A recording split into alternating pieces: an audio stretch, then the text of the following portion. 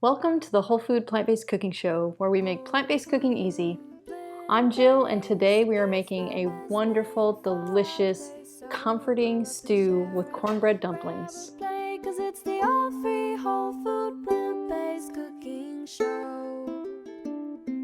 Today's show is brought to you in part by Scindian Natural Food Products. Scindian is a family-owned and operated Australian company celebrating 20 years in business, making a wide range of affordable, plant-based, gluten-free products like burgers, sliders, sausages, and more. No preservatives, stabilizers, emulsifiers, or additives. Just clean, minimally processed, whole food ingredients that never compromise on flavor. In the US, you can find Scindian products in many independent health food and specialty grocery stores, and in the freezer aisle at select Meijer stores, or by ordering online at meijer.com. In Australia, you'll find them online at scindian.com.au and at your local supermarket. Scindian, guided by nature. Okay, so stew and cornbread dumplings. So it is so cold outside right now. You just need something warm and comforting, and stew with cornbread is perfect for that. So we're just going to jump right in. The full recipe will be in a link in the details below. So this is based around kind of like a beef stew recipe, minus the beef. But what we're going to do in place of the beef are soy curls. And if you haven't heard of these, it's pretty amazing. It's a non-GMO corn soy, and it's literally just soybeans. Somehow that they extracted it, I don't know, and made them into these pieces like this. So this is dried, so you have to reconstitute them. So what I did is I took 1 liter of vegetable broth and I poured 2 cups of those in here, and they swell up, and it's like chicken.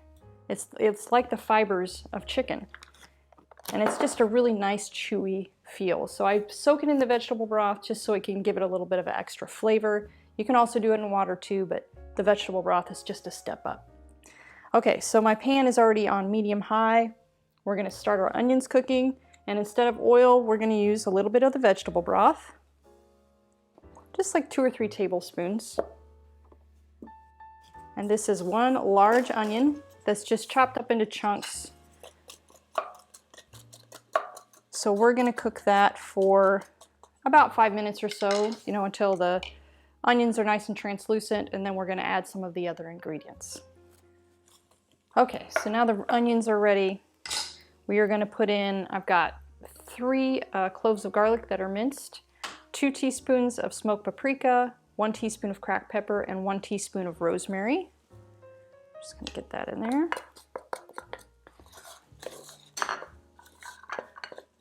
Okay, and let that cook just a second. You can let it cook for, a couple minutes or so just to get that garlic cooked. But just for filming purposes, I'm going to show you just the rest of it. Okay, so I've got 3 stalks of celery that I've cut up in just a little pieces here. Just little bite-sized pieces. The same here, 3 carrots, just diced. And then I've got 4 medium-sized Yukon Gold potatoes. You could also use russet potatoes. I just like the mouthfeel really of the Yukon Gold, so they're a little bit creamier. I'm going to toss that in there. And then our soy curls, and you just pour all of this in here. This has been soaking for about 20 minutes. It's really best if it can just soak up all of that vegetable broth first before it goes in the pot, but if it doesn't, that's still okay. Okay. And 3 tablespoons of tomato paste. That looks like all of what I have left here in this jar. This is just regular tomato paste, no salt added. And that is really going to give that broth a really, really amazing flavor. Just makes the broth a lot richer. So now we're just going to put in 1 tablespoon of tamari. And if you don't have any tamari, you could use a low sodium soy sauce or Bragg's liquid aminos. but I think the tamari tastes the best. It's a really rich flavor. So now we are just going to cover this up, stir it a little bit first, get all that stuff down in the broth. Oh, I'm sorry, and I have the rest of this 1 liter of vegetable broth, and this is a low sodium vegetable broth. And if you're on an oil-free diet, you want to make sure you check that label of your vegetable broth, because a lot of vegetable broths have added oil. This brand doesn't. I think 365 and Engine 2 doesn't have oil. So we're going to cover this up for 15 minutes, and I'm going to get out the cornbread stuff to get ready, or to show you, and then I'll show you how to do the adding it to the pot. While we're waiting for that, I'd like to share with you some background on our show. The Whole Food Plant-Based Cooking Show is crowd-funded, which means these free weekly recipe videos are made possible in part by the generous patronage of our supporting members. We create this show to share all of the delicious plant-based recipes we use in our own family kitchen with the hundreds of thousands of viewers just like you who tune in each month from all over the world. Our supporting memberships offer great perks like access to our ebooks and in-depth courses, including our 28-day Plant-Based Made Easy course, where we offer a step-by-step guide to making the switch to a fully plant-based diet. If you love our content, please join us on our mission to share this life-changing message with the world and become a supporting member today by following the link in the description. Okay, let's get back to the show. Okay, so now on to the cornbread dumplings. So this is just a really quick and easy way to make dumplings. So I have a cup of rolled oats here, and I'm just going to grind these up real quick into a flour.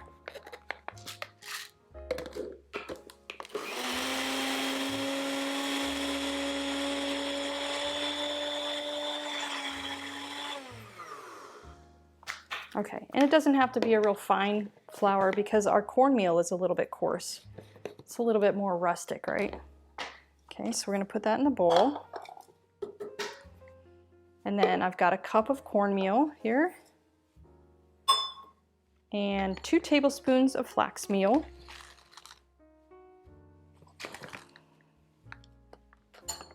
I'm just going to stir that a little bit. I'm going to add my 1 teaspoon of baking powder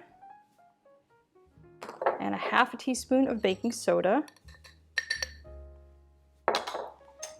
Stir that up a little bit.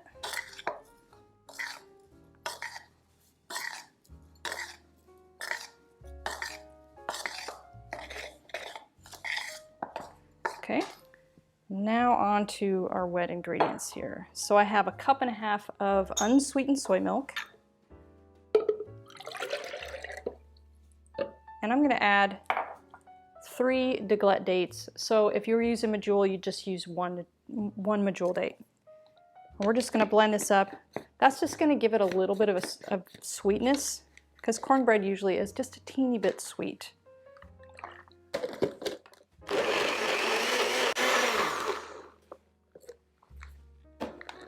Okay, and you just want to blend this really until your dates are pretty pulverized. Sometimes it doesn't get, you can still see a little bit of the sediment in the bottom.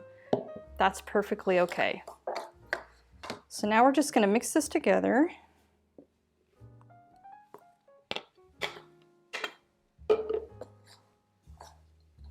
So we're just going to stir this together, and we're going to let this sit for about 10 minutes. And then we'll add it to our stew. If you add it too soon, the dumplings, the mixture will just be watery and it will cook down into the sauce. You want this to stiffen up a bit first. So if you let it sit for a little bit while your stew is cooking, it'll set up and then we'll be ready to go. Okay, so let's just let that sit. Okay, so at this point the stew has been cooking for 15, maybe 20 minutes or so. Everything is, the potatoes are almost soft. So this is a perfect time to, if you want to come in here and take a look to see what that looks like when it's almost done. Oh, wow, this smells so good.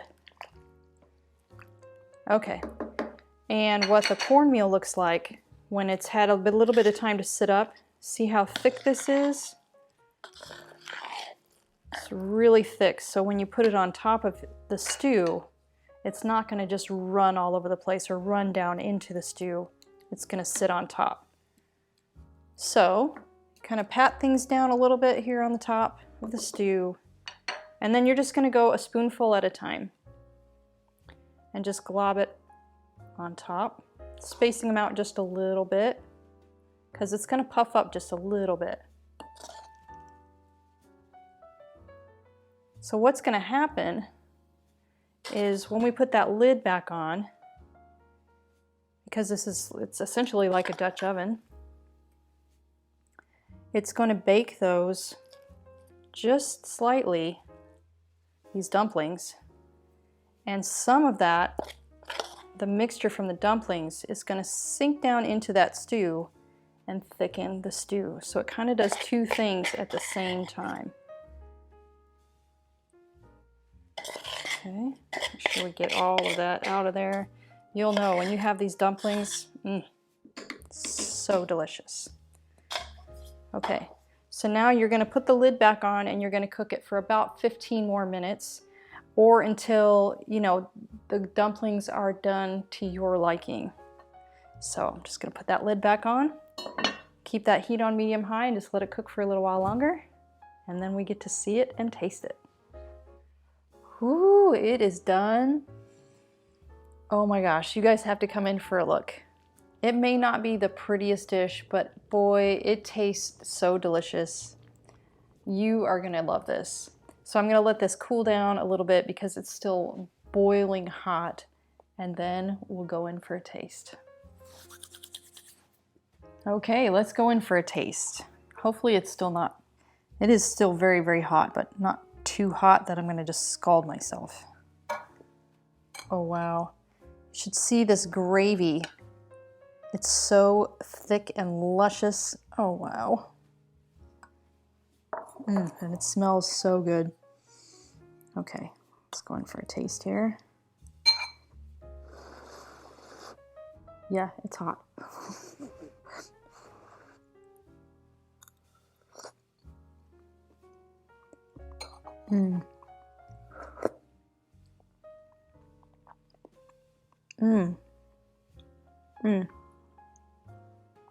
Those soy curls are chewy. It's kind of the texture of chicken. And this tastes like a little bit like Thanksgiving. You know, it's got that rosemary in there. It's really, oh, and the stew, the sauce, yum, the potatoes. You are going to have one happy belly. So be sure to give this video a like, and I'll see you next time, guys.